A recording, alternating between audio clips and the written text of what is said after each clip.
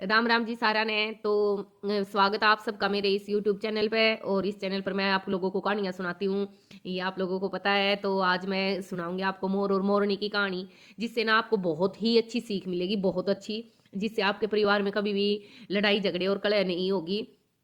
तो चलो ज़्यादा टाइम नहीं लगाएंगे। और कहानी अगर आपको लाइक आती है, आप पसंद करते हो, तो लाइक का बटन को दबाना बिल्कुल मत भूलना। और सब्सक्राइब, अगर आपको और भी कहानियां सुननी है तो आप मेरे चैनल को सब्सक्राइब करके साथ में जो घंटी का बटन है उसको भी दबा लेना। तो चलो अब करते हैं कहानी की शुरुआत। एक बार एक मोर और मोरनी एक अलग ही जंगल में रहा करते। उस जंगल में कोई भी मतलब और दूसरे जानवर नहीं रहते थे, और वो दोनों बहुत सुख से और बहुत शांति से अपना जीवन जिया करते। तो क्या होया कि एक दिन मोरनी के मन में आया, क्यों ना हम अपने सब जो हमारा परिवार है और मोर और मोरनी है उनके साथ रहता, हमने कितना मजा आवे, बहुत ज्यादा मजा होगा। तो उसने मोर तक कहा कि मोर चलो हम लोग भी नगरी में चलेंगे। और नगरी में चलेंगे जहाँ पे हमारे और जो भाई बंधु परिवार और जो हमारी जाति के जितने भी पशु पक्षी वहां पर रहे उन सबके साथ अपनी जिंदगी में जीवेंगे, जिससे हमें और ज्यादा खुशी मिलेगी। पर मोर ने समझाया, देखो अगर हम वहां पे जाएंगे तो हमारे लड़ाई झगड़े होंगे और ज्यादा कुछ हमने हासिल नहीं होगा। तो सबसे अच्छा जीवन हम अभी जीने लग रहे हैं, शांति का जीवन जीवे हैं, किसी के साथ कोई लड़ाई झगड़ा नहीं, कोई कलह नहीं, तो हमने यहीं रहना चाहिए। लेकिन मोरनी जिद करने लगी। और आपने पता है त्रियाठ और बालठ ये दोनों बहुत गजब की चीजों हैं।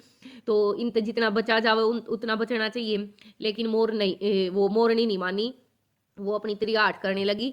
तो मोर ने सोचा अब ये मानने तो गी नहीं, पर चल एक कोशिश करूँ इसने समझाने की, अगर ये समझ जाए तो बहुत अच्छी बात है, और अगर नहीं समझेगी तो भाई चलना ही पड़ेगा, क्योंकि ये तो त्रियाठ है और इसके आगे सब कुछ फेल है।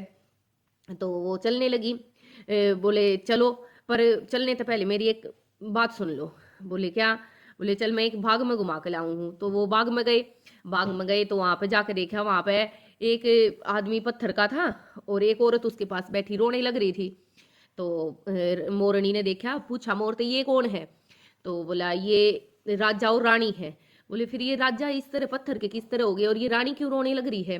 बोला ये रानी अपनी त्रियाट के कारण रोने लग रही है और राजा भी इसी के कारण पत्थर के बन गए। अब मोरनी घबरा गई। मोरनी ने पूछा और उसके मन में उत्सुकता भी जागी कि भाई ये किस तरह पत्थर के बन गए।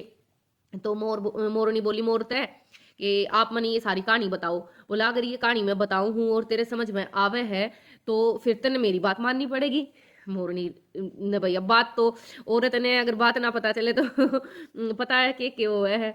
तो वो उसने बात मान मान ली। बोली ठीक है मैं आपकी बात मानूंगी अगर मेरे ठीक लग गया तो। बोले ठीक है। तो अब बताने लग गया मोर। बोला ये एक नगर का राजा है, राव साहब जो होते हैं वो है। और ये राजा हर पशु पक्षी की आवाज ने सुनकर समझ लिया करता कि ये क्या कहने लग रहा है, उसमें चाहे कोई पक्षी था चाहे कोई पशु थे, सबकी आवाज ने सुनकर और समझ लिया करता। ये इसके अंदर एक शक्ति थी। और तो उसने कहा कि ये बात मोरनी ने बताई। तो मोरनी बोली फिर ये पत्थर के किस तरह बने वो भी बताओ। बोला तो एक बार राजा अपने महल में बैठा था और उसने रानी तक आवाज लगाई कि रानी मेरे लिए खाना ले आओ।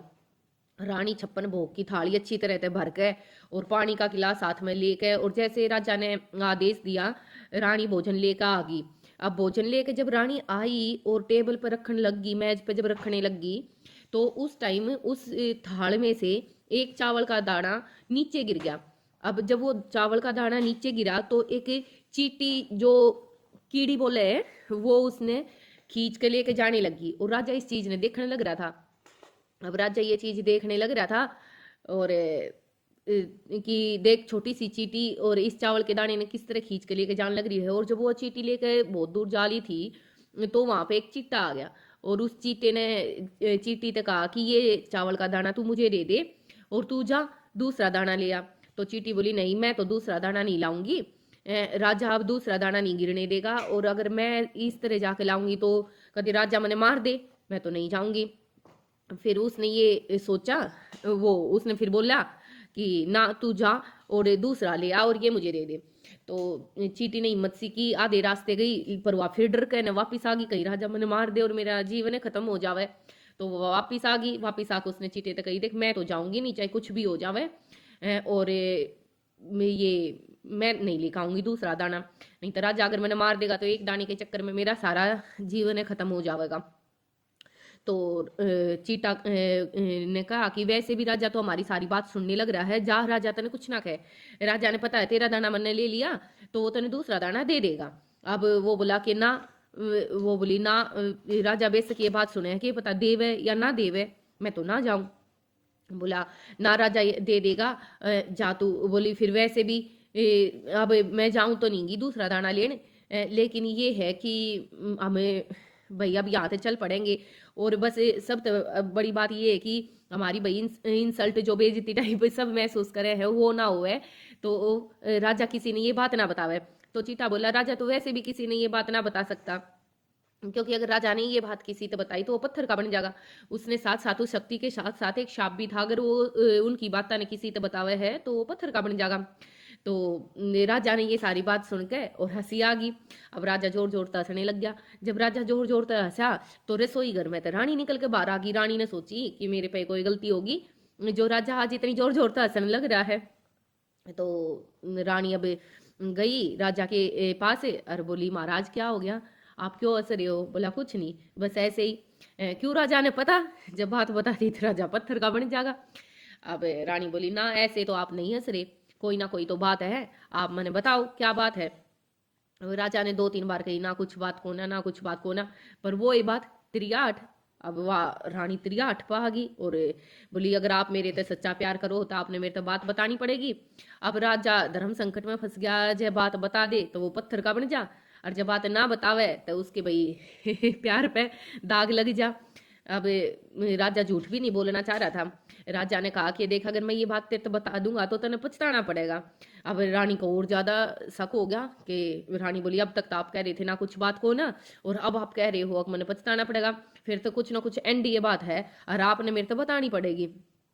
तो राजा बोला रानी मान जा। उसने कई कई बार, लेकिन रानी अपनी त्रियाठ पे थी, वो और ज्यादा हट करने लगी और रोने धोने लगी। तो राजा बोला कि चल मैं बताऊंगा, लेकिन ये बात चल मैं तेने बाग में बताऊंगा। तो राजा रानी दोनों रथ में बैठ के गए और राजा जब बाग में पहुंच गया तो वहां पे एक जगह पे बैठ कर फिर बोला रानी ते, रानी अगर ये बात तेने आज पूछ ली तो तेने पछताना पड़ेगा।